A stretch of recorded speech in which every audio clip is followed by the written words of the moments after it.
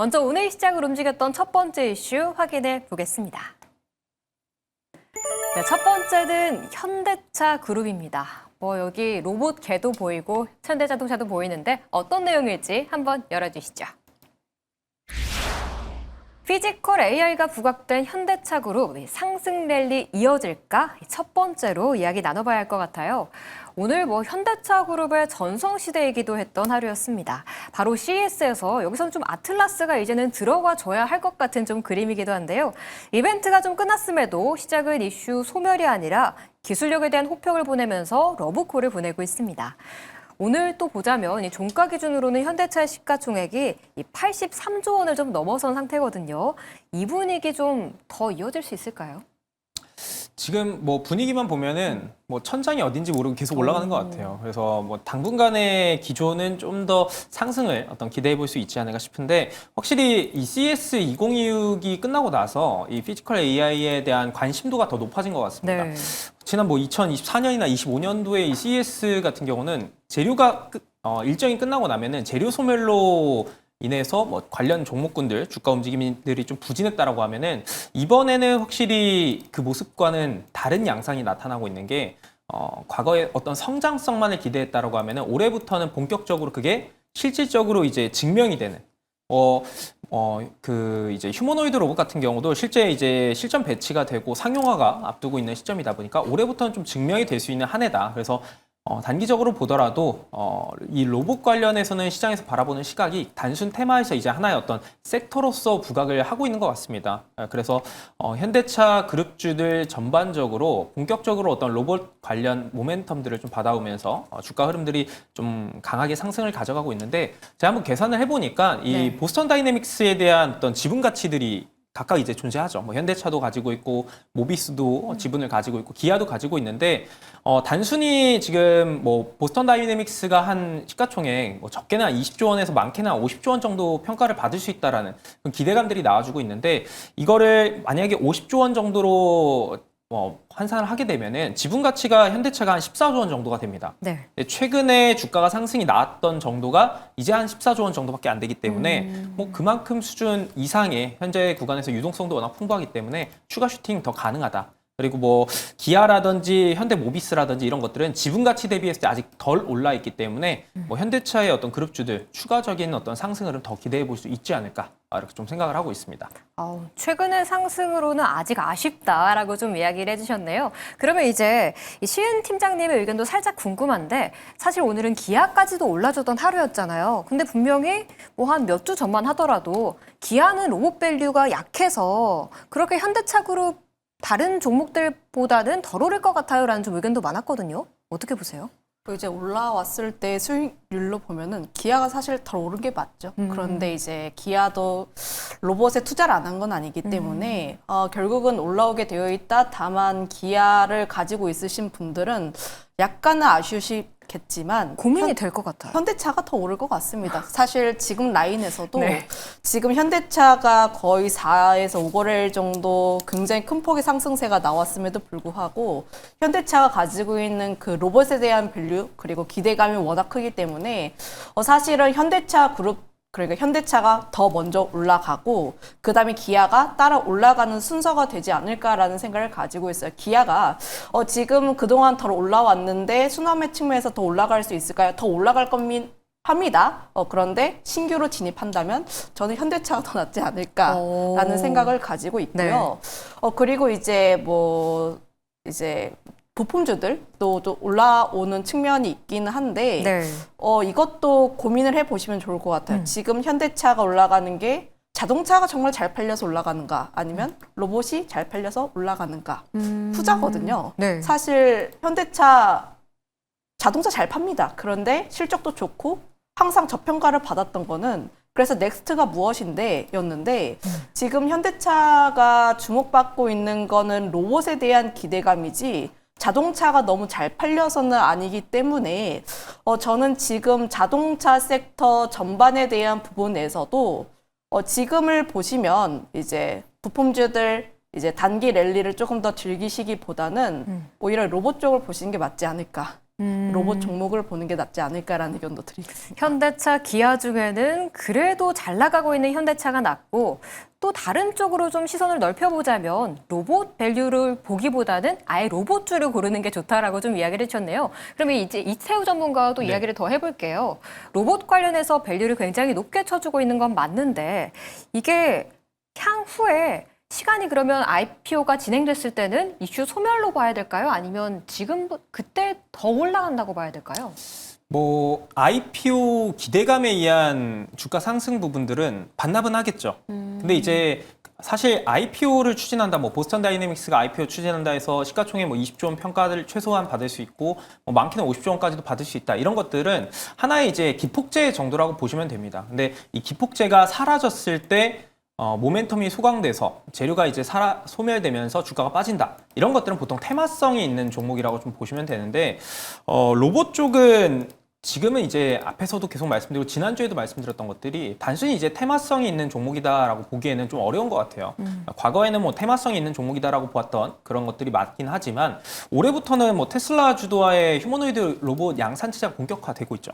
또 이제 지난해에는 중국의 유비텍 같은 경우는 이미 2천억 이상의 어떤 수주 물건들도 따내면서 실제 양산과 실적이 찍히고 있고, 우리나라의 보스턴 다이내믹스도 27년, 28년 본격적으로 연간 3만 캐파 양산을 하겠다라면서 이제 본격적인 전용 공장 캐파 증설하고 있는 시점입니다. 우리나라 또 올해 연말이면은 삼성의 레인보우 로보틱스도 마찬가지로 휴머노이드 로봇 양산 체제로 들어가기 때문에 올해는 이제 이 로봇 쪽이 어느 정도 실적이라든지 양산에 대한 이 데이터들이 찍히면서 증명이 되는 한 해다. 그래서 이 IPO만을 보면은 물론 이제 굉장히 강력한 상승 재료이고 맞기는 하지만 이게 끝난다고 해서 로봇 섹터 전반에 어떤 찬물을 끼얹는다라기보다는 하나의 호재성 요인 중에 하나다. 그래서 이 산업 큰 틀을 봤을 때는 뭐 IPO가 끝난다고 해서 로봇이 사그라들 건 아니다라고 보시면 될 것 같고요. 다만 중요한 거는 그 안에서 핵심적인 옥석 가리기는 당연히 필요하겠죠. 그 부분들만 좀 잘 체크하시면 되지 않을까 싶습니다. 옥석 가리기가 아무래도 제일 중요할 것 같기는 네. 하거든요. 근데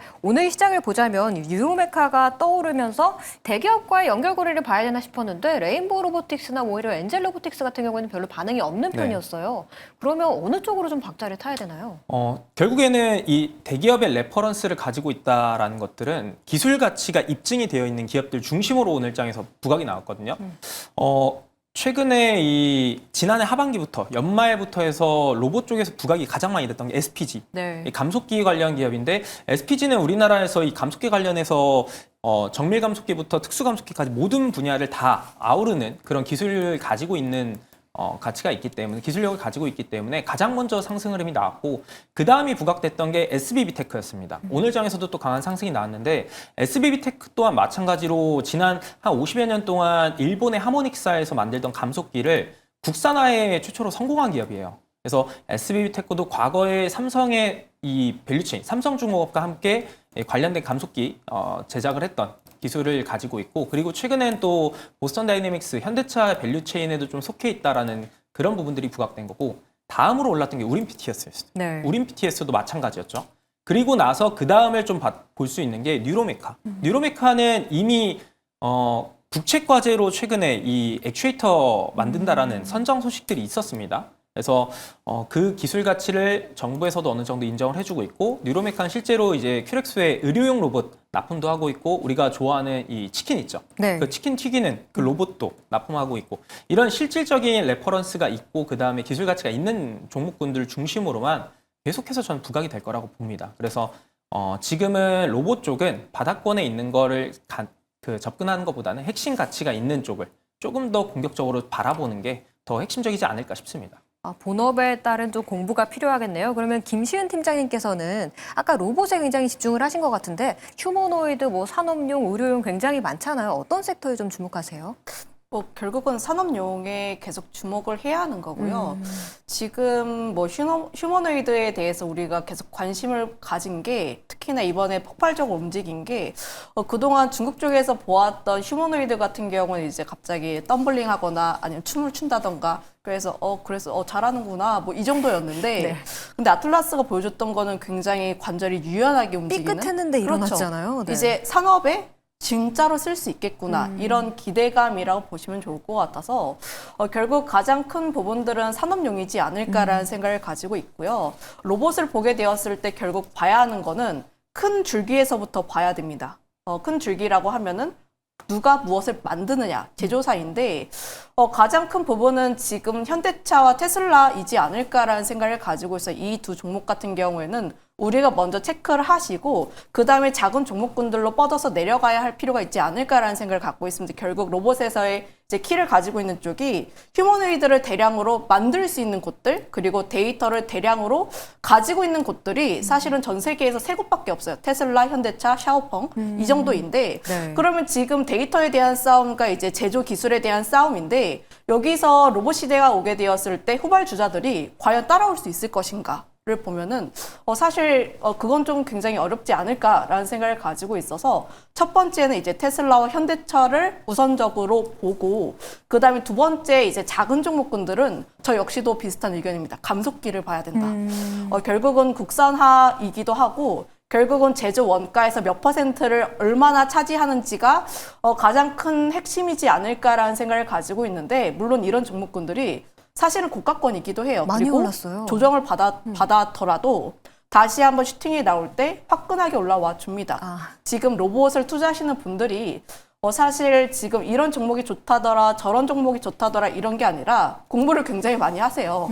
특히나 이제 로봇이라는 테마가 갑자기 나온 게 아니고 몇 년 동안 나왔다가 쌓이고 쌓여서 좀 폭발하는 부분들이 있기 때문에 사실 지금 이제 접근을 하시려면은 저 역시도 시세가 나오고 있는 쪽에 조금 더 주목을 해볼 필요가 있지 않을까라는 생각을 가지고 있고 혹은 이제 감속기라든지 이런 부분들 이제 핵심에 대한 부분을 보게 되었을 때 하이젠 RMM이 네. 사실 수급이 좀 계속 들어와주고 있는데 네. 아직까지 움직이지 못하고 있습니다. 지금 당장 매수에 대한 부분들은 아닌데 그래도 지금 자리에서 조금씩 째려봐도 그래도 괜찮은 자리이지 않을까라는 생각을 가지고 있어서 수급적인 측면도 한번 주목을 해보자라는 의견 드리겠습니다. 그렇죠. SBB테크, SPG 대비 상대적으로는 덜 오른 종목이기도 하니까요. 하이젠 RNM 좀 관심 종목에 두셔도 좋을 것 같습니다. 그럼 이제 오늘 현대차 이야기를 시작했으니까 또 자율주행으로 넘어가 봐야 될 것 같아요. 계열사가 이제 라스베가스에서 상용화하겠다라고 좀 발표를 했습니다. 이게 오늘 부품주들이 사실 로봇 모멘텀으로 올라간 게 많아서 이게 자율주행으로 봐도 되나 싶긴 한데 자율주행 관련주들의 수혜로 볼 수 있을까요, 팀장님? 이제 가장 이제 플러스 알파인 거죠.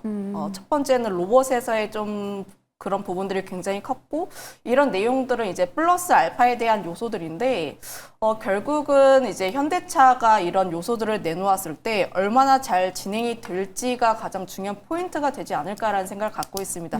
지금 제가 이제 뭐 SNS라든지 유튜브 이런 걸 자주 보는데 요즘 들어서 자주 보는 영상들이 미국에서 이제 그 자율주행 택시를 탔다던가 혹은 이제 국내에서 테슬라의 자율주행을 이용을 해봤는데 어떻다더라 이런 내용들이 계속해서 나와주고 있어요. 그만큼 지금 자율주행에 대한 레벨 자체가 그래도 조금 사람들이 적응을 하기에 괜찮지 않나라는 생각을 가지고 있고 지금 뭐 현대차가 레벨 4에 대한 서비스를 올해 말에 진행이 된다라고 합니다.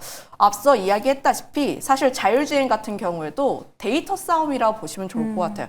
내가 이런 상황에 있을 때 이 차가 어떻게 움직여야 될지 그런 데이터를 굉장히 많이 쌓아야 하는데 지금 현대차가 지금 상용화를 한다? 데이터에 대한 싸움 어느 정도 쌓였고 거기서 더 이제 상용화 진행하게 되면서 더욱더 싸울 수밖에 없다라고 보시면 좋을 것 같아요. 그런 측면이라고 보시면 좋을 것 같고 최대 수혜주는 이제 현대차에 납품하고 있는 이제 관련 종목군들 뭐 SOS 랩도 될 수가 있고요. 네. 이런 종목군들이 그래도 괜찮지 않을까라는 생각을 가지고 있는데 다만 이런 종목군들이 갑자기 올라온 건 아니고 이미 네. 올라온 부분들이 있습니다. 네. 그리고 지금 자리에서 약간 쉬어주는 측면이 있는데 지금 자리를 보게 되었을 때 17,000원 라인대에서 지지부진하고 횡보하고 있는 라인대에서 다시 한번 이슈를 딛고 올라갈 가능성은 높으니까 이 종목은 눌림이 나왔을 때 접근하시는 것도 괜찮다라는 의견도 드려보도록 할게요. 네. 좀 알파마유와의 좀 콜라보도 이루어지면 더 좋겠다라는 좀 생각이 드네요. 이제 그러면 이태우 전문가님께 네. 좀 궁금한 점을 여쭤볼게요. 아까 SOS랩을 살짝 짚어주시긴 했지만 자율주행 관련하면 뭐 예전으로 돌아가자면 에이다스, 뭐 카메라 네. 굉장히 많잖아요. 그런 관련주들은 이제는 한물 간 건가요? 사실 앞에서도 계속 말씀드렸던 게 올해는 선택이 아니라 필수, 증명이 돼야 되는 겁니다. 그래서 말씀하셨던 것들은 테마성이 좀 짙은 거다 보니까 그것보다는 실체가 좀 더 있는 쪽을 집중하는 게 좋겠죠. 그래서 오늘 시장에서 급등 나왔던 게 SBB테크 장중에 상한가 나왔었고 뉴로메카 결국에 상한가 마감을 했었고 최근에 SOS랩 자율주행으로 시장에서 부각이 됐었고 이 세 가지 공통점들을 좀 말씀을 드려보면은 저희가 이제 매경 주식리그 시즌2 때 제가 세 종목을 순차적으로 체크를 해서 드렸던 종목들이었거든요. SBB테크, 그 다음에 이제 뉴로메카 후속조, 그 다음에 이제 로봇 하면 이제 다음은 자율주행이다. 현대차 밸류체인에서 모베드 쪽으로 납품 레퍼런스를 가지고 있는 이 SOS랩.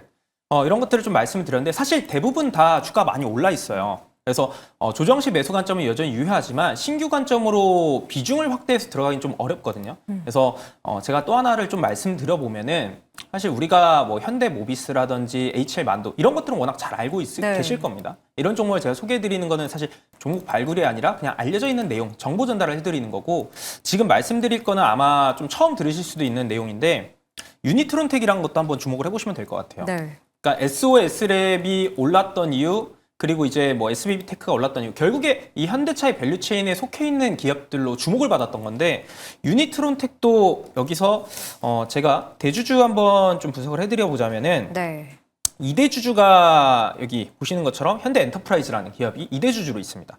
여기가 이제 현대가의 재벌 3세인 정문선 씨가 운영하는 투자회사거든요.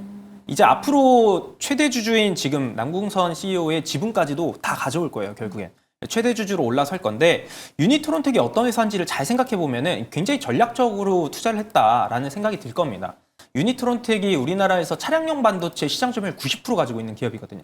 그래서 자율주행하면은 결국 차량용 반도체에 대한 이 관심도 결국에 차량용 반도체에 들어가는 것들이 뭐 로봇이라든지 자율주행에 탑재되는 그런 메커니즘이 들어가는 제품들에는 대부분 다 동일한 제품들이 들어갈 수밖에 없거든요. 그래서 마이크론이라든지 뭐 현대 모비스라든지 이런 쪽의 레퍼런스를 가지고 있고 이것뿐만 아니라 유니트론텍의 실제 그 사업 부문들을 쭉 보게 되면은 토르드라이브라고 하는 연구기관이 있어요, 밑에. 여기가 자율주행 연구 개발을 하고 국책과제도 수행을 하고 있는 기업입니다. 네. 자율주행 관련해서 현대차의 결국엔 밸류체인 안에 속할 수가 있는 기업이기 때문에 유니트론텍을 한번 다음 SOS랩 다음으로 한번 또 주목을 해보셔도 좋지 않을까 싶고 실제 오늘 장중에 한 9% 이상 장중 급등이 나왔습니다. 네. 그래서 박스권 상단도 현재 매물 소화해주면서 두드려주고 있기 때문에 이런 자리에서 돌파 나오면은 우리가 지난 시즌에 공략했었던 SOS랩 같은 딱 그런 형태의 차트가 나와주면서 이 전고점 돌파 이후에 급등 나와줄 수 있는 그런 패턴을 만들어줄 수가 있기 때문에 다음 후속주 같은 것들 핵심 레퍼런스 밸류체인 안에 있는 기업 이런 것들 한번 주목해 보시는 게 조금은 더 안정적인 매매하실 수 있지 않을까 싶습니다. 네, SOS랩에 이어서 유니트론텍까지 좀 새로운 종목까지도 관심 있게 보시면 좋을 것 같습니다.